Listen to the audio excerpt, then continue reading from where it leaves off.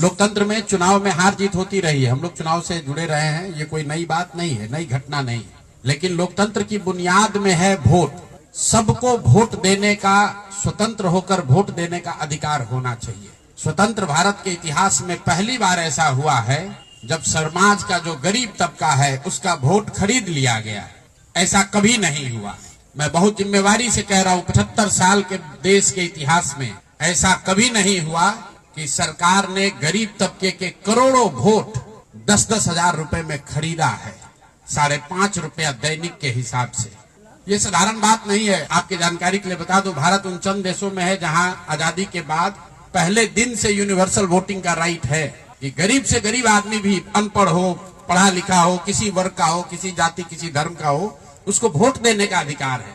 America जैसे देश में अधिकार मिलने में 10 को लग गए। इस देश में ये अधिकार रहा है और बाबा साहब ने कहा कि मैं लोगों को हथियार नहीं, उनको वोट का अधिकार दे रहा हूं और वो वोट के अधिकार से ही पूरी व्यवस्था बनती चलती है। आप जो कैबिनेट का डिसीजन है उसको पढ़िए, उसमें लिखा गया है कि जो लोग भी इनकम टैक्स नहीं देते हैं और जो सरकारी नौकरी नहीं करते हैं, वो सारे परिवार के लोग, उनको 2-2 लाख रुपया दिया जाएगा रोजगार करने के लिए और फिर अगले 1 महीने तक सरकारी व्यवस्था लगाकर महिलाओं को 10-10 हजार रुपए देकर उनका वोट खरीदा जाता है।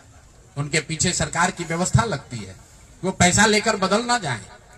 उनको जीविका के समूहों से जोड़ा गया, उनको जीविका की दीदियों को उनके पीछे लगाया गया कि भाई तुम जाकर इसी पर वोट करना। ये हुआ है तब आपको ये प्रचंड बहुमत दिख रहा है। कल गांधी मैदान में लोग शपथ ले रहे हैं, सुचिता की शपथ ले रहे हो। हम लोग नीतीश कुमार को ईमानदार व्यक्ति मानते हैं। मैं व्यक्तिगत तौर पर उनसे जुड़ा रहा हूं, व्यक्तिगत तौर पर ईमानदार। लेकिन ये ईमानदारी की कौन सी परिभाषा है? सिर्फ कॉन्ट्रैक्टर से और ट्रांसफर पोस्टिंग में पैसा लेना ही बेईमानी नहीं है। संविधान में जो बात लिखी गई है उसकी अवहेलना भी बेईमानी है।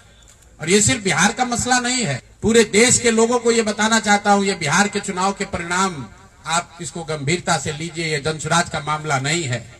अगर ये चीज अलाउ कर दी जाए तो देश से लोकतंत्र खत्म हो जाएगा। कोई भी दल जो सत्ता में है वो कभी चुनाव ही नहीं हारेगा। किसी भी सरकार के लिए 15, 20, 30 हजार करोड़ रुपया कहीं से कर्ज लेकर भी बांटने में कोई दिक्कत नहीं, कोई कर सकता है। आप देखिए, बिहार सरकार के पास पैसा नहीं था, कंटीजेंसी फंड से पैसा डाइवर्ट करके, वर्ल्ड बैंक का पैसा जो दूसरे काम के लिए था उसको डाइवर्ट करके ये वोट खरीदा गया है। और मैं बिल्कुल गंभीरता से दावे के साथ कह रहा हूं, कैमरे पर कह रहा हूं कि सरकार ने ये 10-10 हजार रुपए में वोट खरीदा है। अगर मैं गलत कह रहा हूं तो सरकार हम पर केस कर दे, हमको जेल में डाल दे, पीछे हटने वाले नहीं। गांधी जी ने जब अहिंसा की परिभाषा लिखी है तो उसमें लिखा है कि अन्याय का प्रतिकार होना चाहिए। हमारा कोई द्वेष नहीं है, हमारा कोई झगड़ा नहीं, हमारी कोई लड़ाई नहीं है, लेकिन ये अन्याय है। ये अन्याय जनसुराज के लिए नहीं है, राजनीतिक दलों के साथ नहीं है, कैंडिडेट के साथ नहीं है जो जीते और हारे। ये अन्याय उन गरीब लोगों के साथ है जिनको आपने 10 हजार रुपए का लालच देकर उनका वोट खरीद लिया, उनके बच्चों के पढ़ाई का हक छीन लिया, उनके बच्चों के रोजगार के सपने को छीन लिया। ये अन्याय है और उस अन्याय के सामने हम लोग झुकने वाले नहीं है, जनसुराज झुकने वाला नहीं है। इसीलिए एक दिन का आकर यहाँ मौन उपवास किया है ताकि उसी धरती से, उसी गांधी की सोच से प्रेरणा ले सके और पूरी ताकत से, ईमानदारी और शुद्धता से इस लड़ाई को लड़ सके।